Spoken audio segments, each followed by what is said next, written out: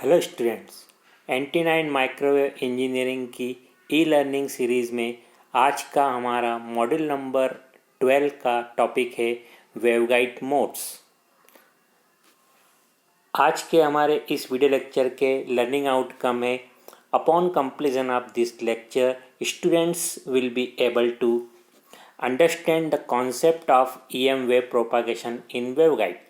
हम वेवगाइड में ये इलेक्ट्रोमैग्नेटिक वेव या हमारा सिग्नल किस तरीके से प्रोपागेट होता है उस कॉन्सेप्ट को हम समझेंगे। We will know the types of propagation modes in rectangular waveguide. Rectangular waveguide में इलेक्ट्रोमैग्नेटिक वेव के जाने के तरीके, जिनको हम मोड्स कहेंगे, उसको हम डिफरेंट तरीके या डिफरेंट तरीके के मोड्स के बारे में जानेंगे। साथ ही हम देखेंगे कि अलग अलग मोड्स के लिए क्या क्या कंडीशंस है। तो हम जानेंगे कि cut off frequency and cut off wavelength for different propagating modes. Dear students, जैसा कि हम जानते हैं इलेक्ट्रॉनिक कम्युनिकेशन में ट्रांसमीटर, इंफॉर्मेशन मीडियम और रिसीवर होता है, जो कि हमारे सिग्नल, वॉइस, वीडियो डेटा को एक एंड से दूसरे एंड तक ले जाने के काम के पर्पस के लिए बनाए जाते हैं। इंफॉर्मेशन मीडियम हम जानते हैं एयर हो सकता है, इंफॉर्मेशन मीडियम ट्रांसमिशन लाइन हो सकता है जिसमें सिग्नल वोल्टेज करंट के फॉर्म में प्रोपागेट होता है, या हमारे अभी फ़िलहाल का टॉपिक में इंफॉर्मेशन का मीडियम जो है वेवगाइड भी हो सकता है, मेटेलिक वेवगाइड, जिसमें इलेक्ट्रोमैग्नेटिक वेव एक एंड से दूसरे एंड तक प्रोपागेट होती है और इसी के प्रोपागेशन के तरीके को हम समझेंगे। साथ ही एक इंफॉर्मेशन मीडियम ऑप्टिकल फाइबर भी हो सकता है। हमारा अभी फ़िलहाल टॉपिक है वेवगाइड। तो वेवगाइड हम जानते हैं कि it is the hollow metallic pipe, जो कि हम इलेक्ट्रोमैग्नेटिक वेव को एक एंड से दूसरे एंड तक कैरी करने में यूज़ करते हैं, जो कि हम जानते हैं एक सर्कुलर क्रॉस सेक्शन की भी हो सकती है, और जहाँ पे डायग्राम में बता रखा है रेक्टेंगुलर वेवगाइड, जो कि पॉपुलर तरीके से यूज़ होती है। इलेक्ट्रोमैग्नेटिक वेवगाइड में कैसे प्रोपागेट होती है, तो हम जानते हैं वेवगाइड मेटल का बना होता है और metal is very good reflector of electromagnetic wave. तो हम इलेक्ट्रोमैग्नेटिक वेव को वेवगाइड के अंदर इंसर्ट करते हैं तो इलेक्ट्रोमैग्नेटिक वेवगाइड की वॉल से रिफ्लेक्ट होके एक एंड से दूसरे एंड तक जाता है, जो कि हमारे जहाँ सिग्नल दो वॉल के बीच में एयर मीडियम होता है, तो एयर मीडियम में इलेक्ट्रोमैग्नेटिक वेव प्रोपागेट होती है, बट वॉल से, कंडक्टिंग वॉल से इलेक्ट्रोमैग्नेटिक वेव रिफ्लेक्ट होती है। इस तरीके से इलेक्ट्रोमैग्नेटिक वेव एक एंड से दूसरे एंड तक प्रोपागेट होती है। बट इलेक्ट्रोमैग्नेटिक वेव की बात कर रहे हैं हम, मीन्स सिंपल रे तो नहीं होती है, वो उसमें इलेक्ट्रिक फील्ड होता है और मैग्नेटिक फील्ड होता है। तो कैसे इलेक्ट्रिक फील्ड और मैग्नेटिक फील्ड एक एंड से दूसरे एंड तक जब सिग्नल प्रोपागेट होता है तो वेवगाइड के अंदर इस्टेब्लिश होता है, या कहें कि कैसे इलेक्ट्रिक फील्ड, मैग्नेटिक फील्ड का डिस्ट्रीब्यूशन होता है, उन्हीं को हम कहते हैं मोड्स। तो मोड्स बेसिकली क्या होते हैं? The way in which electromagnetic waves propagate between reflecting walls of the waveguide. इसी कॉन्सेप्ट को हम कहते हैं मोड्स। मीन्स सिंपल लैंग्वेज में बोलें तो किस तरीके से इलेक्ट्रोमैग्नेटिक वेव्स दो वॉल के बीच में, यहाँ पे हमारे दो पेयर होते हैं, दो वॉल के बीच में इस्टेब्लिश होती है, उनका पैटर्न किस तरीके से बनता है, उस कॉन्सेप्ट को हम कहते हैं मोड। तो बहुत सारे तरीके के combination electric field, magnetic field के हो सकते हैं बिटवीन टू वॉल्स, या कहें कि एक एंड से दूसरे एंड जब सिग्नल प्रोपागेट होता है तो इलेक्ट्रिक फील्ड, मैग्नेटिक फील्ड का बहुत तरीके के डिस्ट्रीब्यूशंस हो सकते हैं। उन डिस्ट्रीब्यूशंस को ही हम कहते हैं मोड्स। तो basically it is the pattern of electric field and magnetic field distribution that set up in the waveguide when electromagnetic wave propagates from one end to another end. जब हम एयर की बात करते हैं तब इलेक्ट्रोमैग्नेटिक वेव प्रोपागेशन को हम बोलते हैं TEM wave, means transverse electromagnetic wave. Transverse electromagnetic wave में सपोज ये डायरेक्शन ऑफ प्रोपागेशन है, Z direction is the direction of propagation. तो ट्रांसवर्स इलेक्ट्रोमैग्नेटिक वेव उनको बोलते हैं जिसमें electric field and magnetic field are transverse to the direction of propagation. Z direction is the direction of propagation है, तो electric field और magnetic field दोनों direction of propagation के परपेंडिकुलर होते हैं। परपेंडिकुलर मीन्स 90 डिग्री पे होते हैं। तो जेड डायरेक्शन के 90 डिग्री, सपोज ये एक्स डायरेक्शन है, तो ये एक्स डायरेक्शन में अगर इलेक्ट्रिक फील्ड है तो वाई डायरेक्शन में मैग्नेटिक फील्ड होगा। तो अगर इस तरीके का प्रोपागेशन है जिसमें डायरेक्शन ऑफ प्रोपागेशन के परपेंडिकुलर 90 डिग्री पर, ये सब 90 डिग्री है, 90 डिग्री पर इलेक्ट्रिक फील्ड और अगेन 90 डिग्री पर magnetic field, means direction of propagation, electric field and magnetic field तीनों एक दूसरे के परपेंडिकुलर होते हैं। तो इस तरीके का अगर ट्रांसमिशन होता है तो उस तरह की वेव प्रोपागेशन को हम क्या कहते हैं? Transverse electromagnetic wave. Means electric field भी ट्रांसवर्स है, transverse electric field plus transverse magnetic field plus है यहाँ पे, means both electric field as well as magnetic field are transverse. अगर इस तरह के वेव प्रोपागेशन जिसमें होता है तो उसको हम कहते हैं TEM वेव प्रोपागेशन, जो कि हमारे एयर में भी होता है और ट्रांसमिशन लाइन में भी होता है। पर जब हम वेवगाइड की बात करते हैं तो वेवगाइड में या तो ट्रांसवर्स इलेक्ट्रिक होता है या ट्रांसवर्स मैग्नेटिक होता है। मीन्स दोनों नहीं होते हैं, ट्रांसवर्स इलेक्ट्रिक और ट्रांसवर्स मैग्नेटिक। और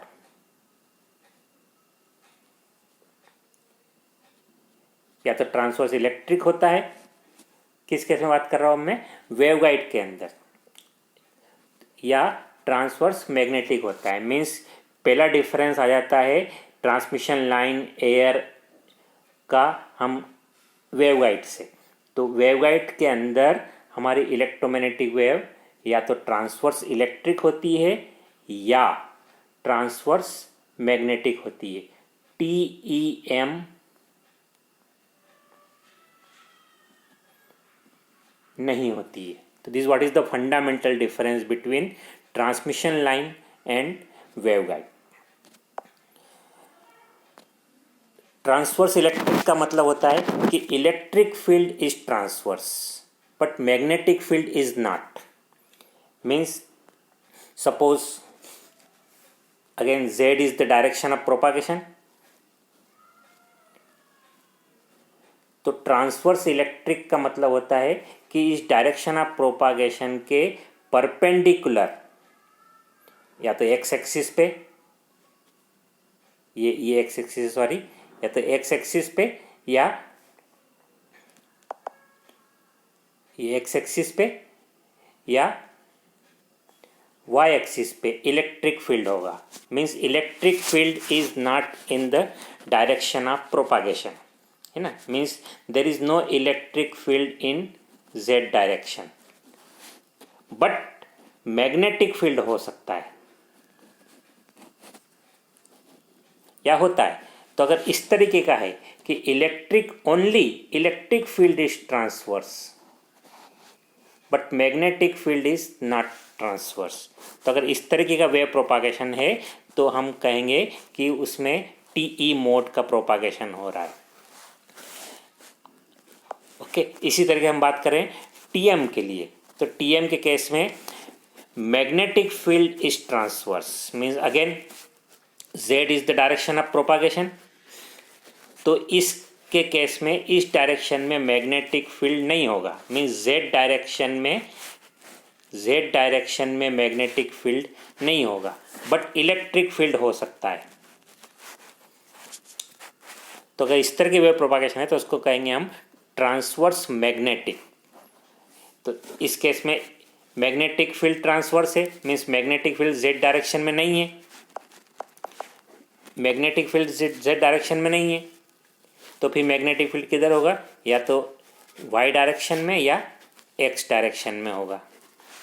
ओके, तो magnetic field transverse means simple बात करें हम तो अगर वेवगाइड में इलेक्ट्रोमैग्नेटिक वेव प्रोपागेट हो रहा है तो वेवगाइड में वॉल्स होती है, एक पेयर ऑफ वॉल ये होता है, एक पेयर ऑफ वॉल ये होता है। तो दो तरह की पेयर होती है वॉल्स की, तो वॉल्स के कारण बाउंड्री कंडीशन आती है, और बाउंड्री कंडीशन के कारण या तो इलेक्ट्रिक फील्ड ट्रांसवर्स हो सकता है या मैग्नेटिक फील्ड ट्रांसवर्स हो सकता है, जबकि एयर में या ट्रांसमिशन लाइन के केस में दोनों ट्रांसवर्स होते हैं।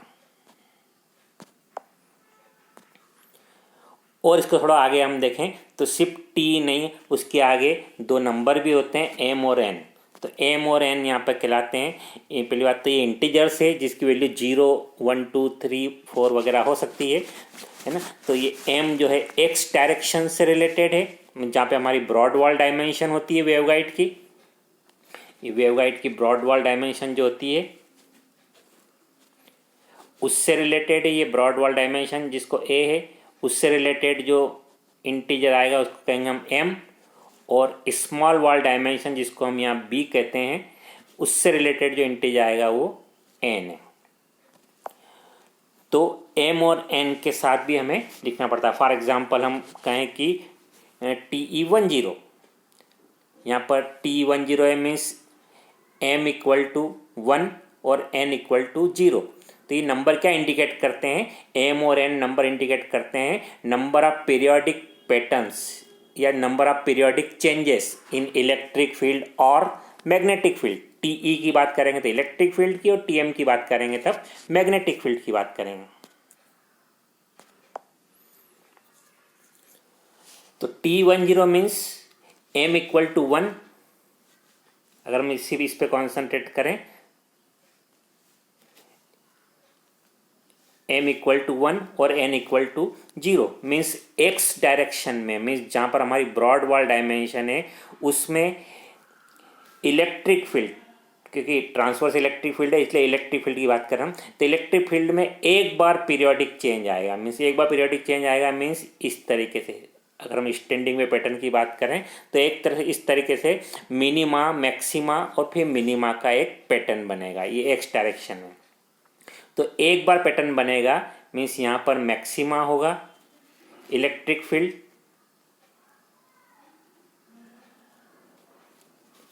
और यहाँ पर कॉर्नर पे इलेक्ट्रिक फील्ड क्या होंगे, मिनिमा। तो मिनिमा, मैक्सिमा, मिनिमा का मिला के एक पैटर्न बनता है, ये एक पैटर्न बनता है। तो अगर इस तरह का वेव प्रोपागेशन है इलेक्ट्रिक फील्ड का तो हम कहेंगे कि इसमें TE10 मोड है। यहाँ पे 0 का मतलब होता है इस डायरेक्शन में कोई चेंज नहीं, इस डायरेक्शन में कोई चेंज नहीं, there is no change. 0 means no change, means no change means अगर यहाँ पर मिनिमा है तो यहाँ भी मिनिमा होगा, यहाँ भी मिनिमा होगा, यहाँ भी मिनिमा होगा, मिनिमा होगा, नो चेंज। इसी तरह से हम सेंटर में बात कर रहे हैं, यहाँ पर मैक्सिमा होगा तो यहाँ भी मैक्सिमा होगा, यहाँ भी मैक्सिमा होगा, यहाँ भी मैक्सिमा होगा, यहाँ भी मैक्सिमा होगा, यहाँ भी मैक्सिमा होगा, नो चेंज।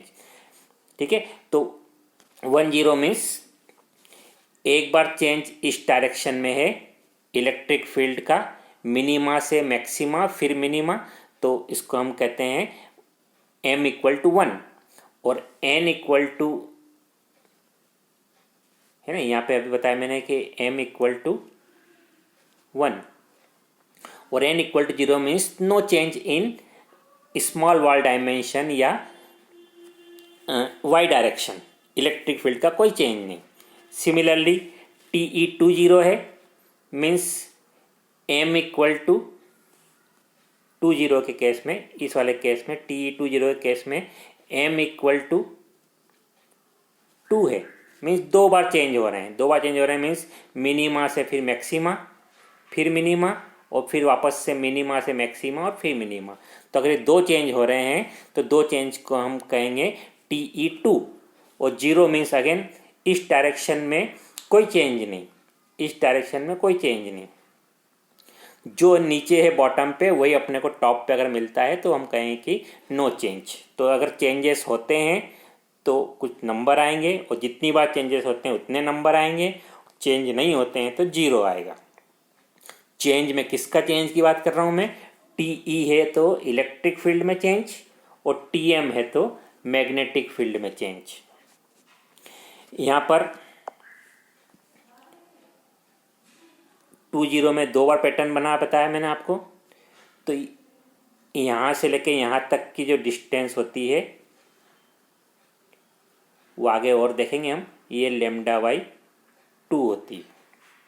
मीन्स मैक्सिमा और मिनिमा, मतलब एक जो पीरियोडिक पैटर्न बनता है उस पीरियोडिक पैटर्न में की जो दूरी होती है वो λ/2 होती है। सिमिलरली TM11 मोड की बात करें हम यहाँ पर, फॉर एग्जाम्पल ये TM11 मोड मीन्स पहली बात तो ये ट्रांसवर्स मैग्नेटिक है, मीन्स मैग्नेटिक फील्ड जो है जेड डायरेक्शन में नहीं है। 11 है मीन्स एक्स डायरेक्शन में एक बार चेंज हो रहा है, तो वाई डायरेक्शन में भी एक बार चेंज हो रहा है। मैग्नेटिक फील्ड हमेशा लूप के रूप में बनता है, तो अगर ये एक्स वाई प्लेन पर अगर मैग्नेटिक फील्ड बनाए तो इस तरीके से बनता है। तो यहाँ पर मिनिमा फिर मैक्सिमा फिर मिनिमा मीन्स एक बार चेंजेस हो रहा है। फिर से देखें इसको, एक बार चेंज हो रहा है मैग्नेटिक फील्ड का मिनिमा से मैक्सिमा के बीच में। इसी तरीके से एक बार चेंज हो रहा है इस डायरेक्शन में भी, मिनिमा से मैक्सिमा और फिर वापस मिनिमा। तो इस तरीके का कोई अगर मैग्नेटिक फील्ड का पैटर्न बनता है तो उसको हम कहेंगे TM11 मोड। ओके, इसमें सबसे ज़्यादा इंपॉर्टेंट होता है हमारा TE10 मोड। तो इसको अगर थोड़ा सा डिटेल में देखें, TE10 मोड में कैसे तरीके से इलेक्ट्रिक फील्ड मैग्नेटिक फील्ड का डिस्ट्रीब्यूशन बनता है, जिसको हम कहते हैं 3 dimensional field pattern of electric field and magnetic field in rectangular waveguide for TE10 mode. तो इसमें हम देखें तो 3 तरीके के व्यू देखना पड़ते हैं, क्योंकि वेवगाइड तो 3 डायमेंशनल है, पर हम पेपर पे 2 डायमेंशन ही को ड्रॉ कर सकते हैं। तो पहली डायमेंशन करेंगे उसको फ्रंट व्यू, मीन्स वेवगाइड को अगर हम फ्रंट से देखें तो हमें एक्स और वाई डायरेक्शन दिखेगा, मीन्स वेवगाइड की ब्रॉड वॉल डायमेंशन दिखेगी, ये ब्रॉड वॉल डायमेंशन है। और हमें क्या दिखेगी, वेवगाइड की स्मॉल वॉल डायमेंशन दिखेगी, मीन्स हमें ए दिखेगा और बी दिखेगा। किस केस में, अगर हम फ्रंट व्यू जब देखते हैं तो। इसी तरीके से जब हम टॉप व्यू देखेंगे तो हमें ए दिखेगा और जेड डायरेक्शन दिखेगा, ये टॉप व्यू है।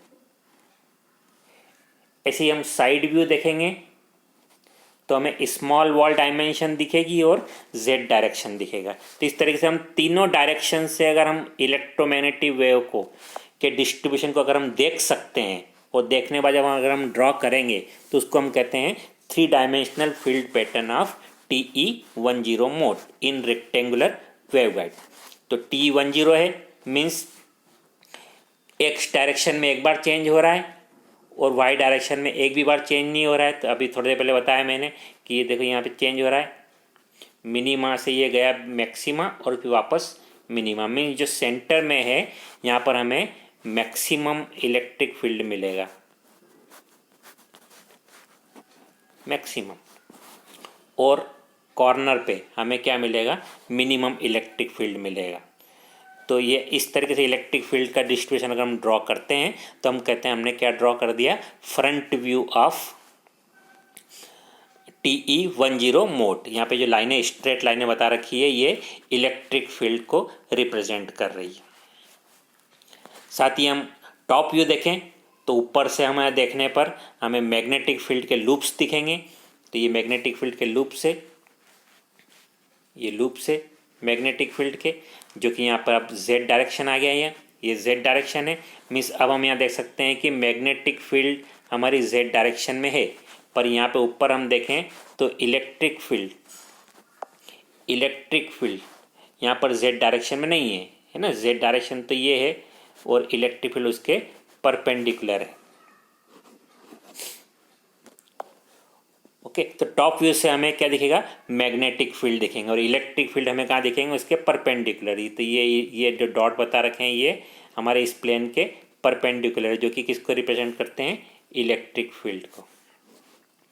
सिमिलरली तीसरा व्यू साइड व्यू, जो कि ज़्यादा इंपॉर्टेंट नहीं है, पर अगर साइड व्यू को भी देखें हम तो यहाँ पर भी इलेक्ट्रिक फील्ड हमारा ये यहाँ पे डायरेक्शन ऑफ प्रोपागेशन है जेड, तो electric field direction of propagation के परपेंडिकुलर है। बट मैग्नेटिक फील्ड क्योंकि यहाँ पे ऊपर तो हमें लूप ऊपर से टॉप से अच्छे से दिखते हैं लूप में, पर साइड से भी देखें तो हमें ये ऐसे लूप के सर्कल्स हमें मिलेंगे। कन्फ्यूज़न होने की ज़रूरत नहीं है। इसमें ये स्ट्रेट लाइन नहीं है, ये साइड व्यू है और ऊपर से हम टॉप व्यू से हम देखें, दोनों को कंबाइन कर लें तो हमें ये जो ऊपर से मैग्नेटिक फील्ड का लूप दिख रहा है वही इसको साइड से देखने पर इस तरीके से दिखेंगे। तो इस तरीके से हम ड्रॉ कर सकते हैं TE10 मोड का 3 डायमेंशनल फील्ड पैटर्न। इसका ड्राइंग ही इम्पॉर्टेंट है क्योंकि आगे हम देखेंगे कि TE10 मोड ही सबसे ज़्यादा इम्पॉर्टेंट मोड होता है। Now coming to the next topic, हमें कुछ कट ऑफ कंडीशंस के बारे में समझना है। कट ऑफ कंडीशंस मीन्स अभी हमने बहुत सारे मोड्स की बात करी, पर ये कौन से मोड किस कंडीशन में प्रोपागेट हो सकते हैं उनको हम कहते हैं cut off conditions. Means which type of mode will propagate in rectangular waveguide, वो डिपेंड करेगा उस मोड के लिए क्या कट ऑफ कंडीशन है, और साथ ही डिपेंड करेगा कि हमने वाकई में उस तरीके के मोड को हमने वेवगाइड के अंदर एक्साइट किया या नहीं किया। मीन्स हमने इलेक्ट्रोमैग्नेटिक वेव को इंसर्ट हम किस तरीके से करेंगे उस पर डिपेंड करेगा कौन सा मोड बनेगा। नंबर 1, इंसर्ट करने के तरीके को हम कहते हैं excitation method.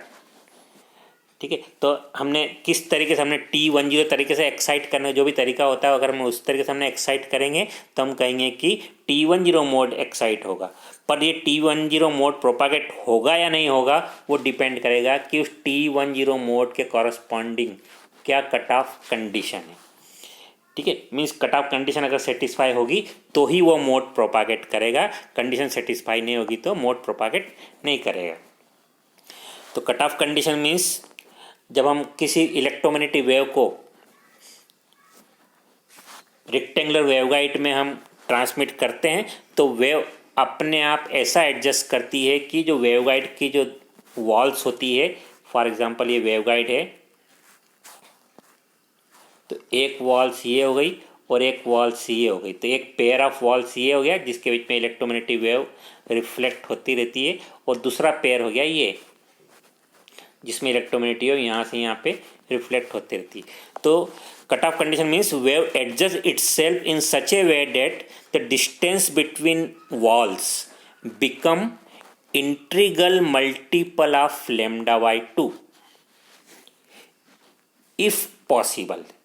Most important thing is if possible, means हमारी कोई फ्रिक्वेंसी का सिग्नल है, माइक्रोवेव फ्रिक्वेंसी का सिग्नल है, उसको हम किसी एक गिवन वेवगाइड में हम प्रोपागेट कराना चाहते हैं तो हमें कोई ना कोई तरीका तो यूज़ करना पड़ेगा जिसको हम कहते हैं मोड्स। ठीक है, तो किस उस मोड से सिग्नल प्रोपागेट होगा या नहीं होगा तो वो डिपेंड करेगा कि वेव अपने आप एडजस्ट इस तरीके से कर पा रही है या नहीं कर पा रही है कि दो वॉल के बीच में जो दूरी है वो इंटीग्रल मल्टीपल ऑफ λ/2 हो जाए।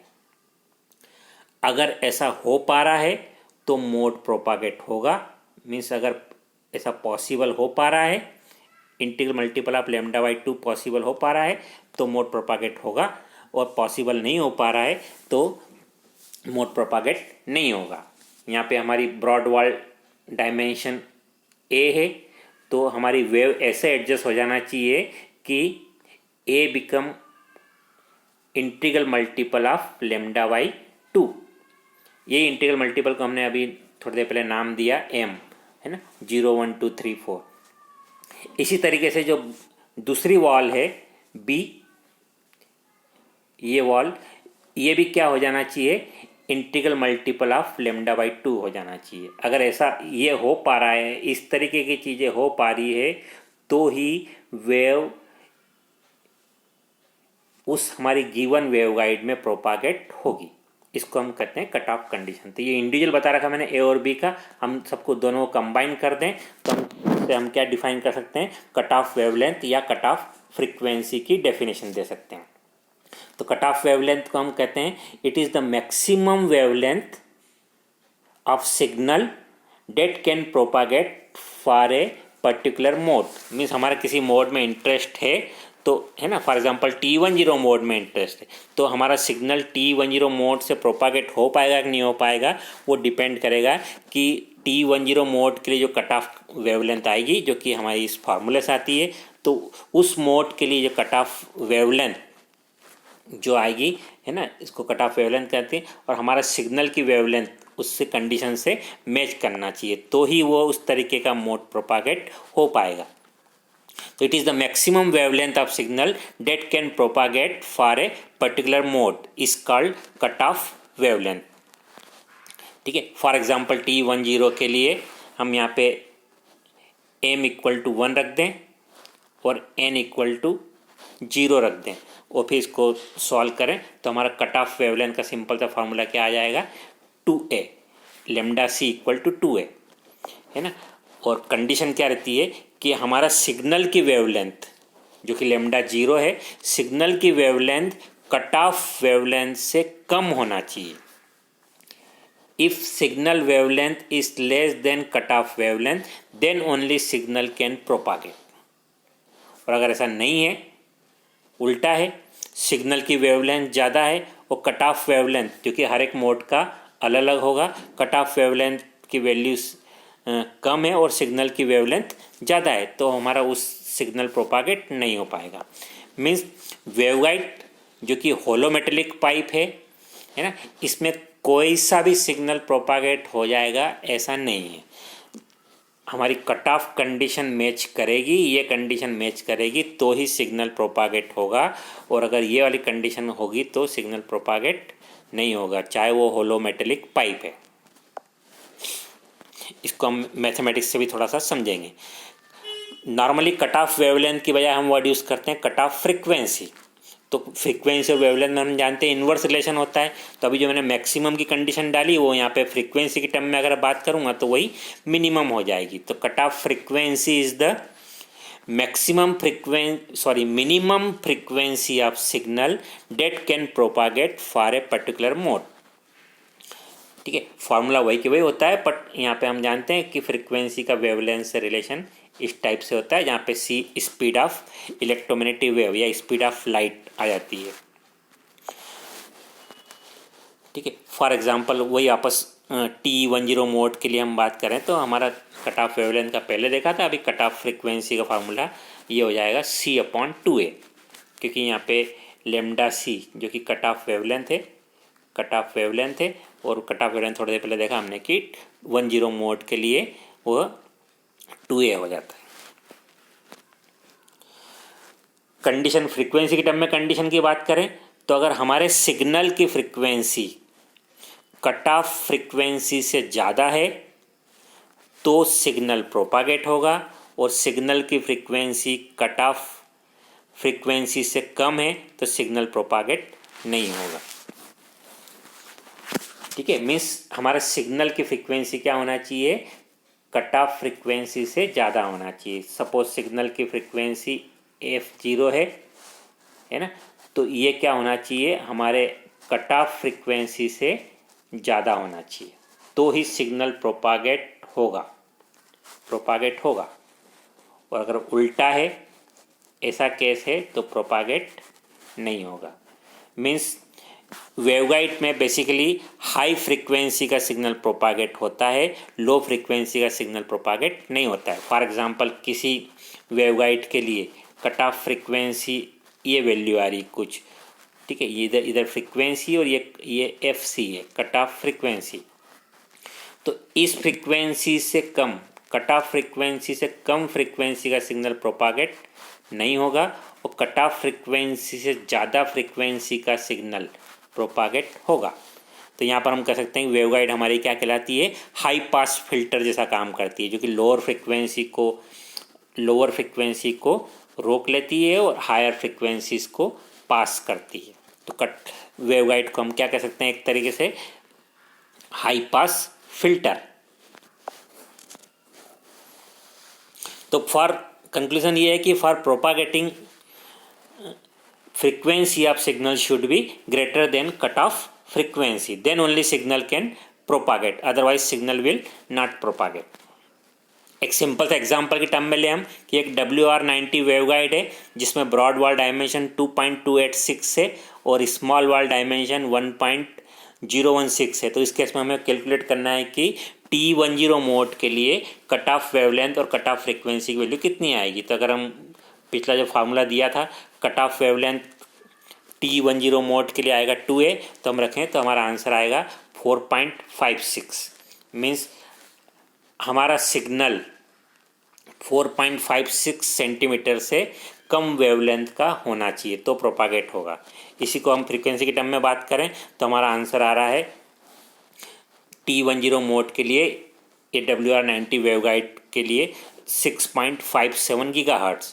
मीन्स हमारा सिग्नल की फ्रीक्वेंसी 6.57 गीगाहर्ट्ज़ से ज़्यादा है तो ही हमारा TE10 मोड से सिग्नल प्रोपागेट होगा।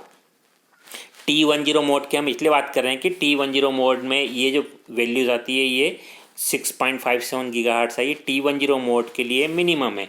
TE दूसरे मोड के लिए निकालेंगे, फॉर एग्जांपल TE20 मोड के लिए निकालेंगे तो इसका आंसर और ज़्यादा आएगा, है ना। तो T10 मोड मतलब लोएस्ट कट ऑफ तो T10 मोड में ही होता है। तो इस वीडियो को पॉज करके इस कैलकुलेशन को डिटेल में समझ सकते हैं। T10 मोड का इंपॉर्टेंस बताया मैंने कि क्यों इंपॉर्टेंट है कि T10 मोड को हम सबसे इंपॉर्टेंट मोड है क्योंकि इसमें कट ऑफ कंडीशन सबसे लोएस्ट आती है। तो TE10 mode is most important mode. It is called dominant mode. क्यों कहलाता है? क्योंकि सबसे important cheese it has the lowest cut off frequency. जो सबसे सिंपल कंडीशंस होती है इस मोड के लिए, सबसे मिनिमम फ्रीक्वेंसी जो प्रोपागेट हो सकती है तो वो TE10 मोड से प्रोपागेट हो सकती है। इसके अलावा और भी बात करें हम T10 मोड की क्या खासियत है, तो चूँकि इसका इलेक्ट्रिक फील्ड और मैग्नेटिक फील्ड का डिस्ट्रीब्यूशन काफ़ी सिंपल होता है। हमने अभी थोड़ी देर पहले देखा है T10 मोड में इलेक्ट्रिक फील्ड मैग्नेटिक फील्ड का डिस्ट्रीब्यूशन, बाकी किसी और मोड का देखते तो बहुत ही कॉम्प्लिकेटेड होता है। तो सबसे simple electric field magnetic field का डिस्ट्रीब्यूशन TE10 मोड में होता है। तो उससे फ़ायदा क्या मिलता है? हमें एटेन्यूएशन बहुत कम मिलता है ना। हम सिग्नल को ट्रांसमिट या कहें कि मोड को एक्साइट और वापस रिसीविंग एंड पे उसको रिसीव करना इजी रहता है। सिंपल एंटीना का हम यूज़ करके सिग्नल को ट्रांसमिट और रिसीव कर सकते हैं।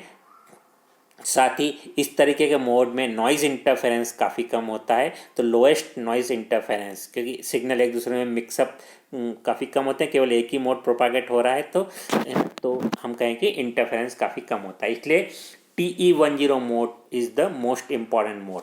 रेक्टेंगुलर वेवगाइड में अगर इलेक्ट्रोमैग्नेटिक वेव प्रोपागेट करते हैं, हम सिग्नल प्रोपागेट करते हैं तो प्रैक्टिकली हम इसी मोड को हम यूज़ करते हैं। बाकी मोड को थ्योरी में पढ़ने के लिए अच्छे हैं, पर जो वेव प्रोपागेशन का जो तरीका होता है वो ये होता है। मीन्स कोई ना कोई एक मोड से प्रोपागेशन तो करना होता है ना। और हम चाहते हैं एक ही मोड से प्रोपागेट हो, तो हमारा वो कौन सा मोड हम प्रीफर करते हैं? हम TE10 mode because of the this following reasons. तो डियर स्टूडेंट्स, आज के लेक्चर की हम ब्रीफ में समरी की बात करें तो हम देख सकते हैं कि रेक्टेंगुलर वेवगाइड में दो तरीके के मोड होते हैं, TE मोड और TM मोड। TEM तरीके से इलेक्ट्रोमैग्नेटिक वेव प्रोपागेट नहीं होती और TE और TM में भी हमने देखा कि बहुत तरीके के मोड्स होते हैं। दूसरा कंक्लूजन हम ये कह सकते हैं कि in a given waveguide modes of propagation depends on its dimension and frequency of signal. Means कौन से तरीके का मोड प्रोपागेट होगा वो डिपेंड करेगा वेवगाइड की डायमेंशन क्या है, ए और बी की वैल्यू क्या है, साथ ही डिपेंड करेगा सिग्नल की फ्रीक्वेंसीज पर। कुछ फ्रीक्वेंसी के सिग्नल प्रोपागेट नहीं होंगे और कुछ फ्रीक्वेंसी के सिग्नल प्रोपागेट होंगे। हायर फ्रीक्वेंसी के सिग्नल प्रोपागेट होते हैं। साथ ही हमने देखा कि TE10 mode is the important mode, या कहें कि यही मोड इलेक्ट्रोमैग्नेटिक वेव प्रोपागेशन के काम में आता है रेक्टेंगुलर वेवगाइड में, क्योंकि इसकी कट ऑफ कंडीशन सबसे लोएस्ट होती है और सबसे आसानी से इसको प्रोपागेशन किया जा सकता है और इसमें लॉसेस और नॉइज़ भी काफ़ी कम होते हैं। आज के इस वीडियो लेक्चर जो कि मॉड्यूल 12 है, इसके असाइनमेंट आपको सबमिट करना है। तो असाइनमेंट के क्वेश्चन नोट कीजिए। Write full form of TE, TM and TEM mode. Question number 2 जो कि बहुत इंपॉर्टेंट है, draw 3 dimensional field pattern of TE10 mode.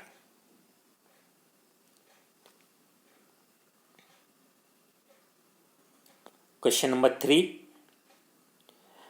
For a microwave जिसकी फ्रीक्वेंसी 10 गीगाहर्ट्ज है, transmission in a waveguide having broad wall dimension of 3 centimetre, find whether TE10 mode will propagate और not.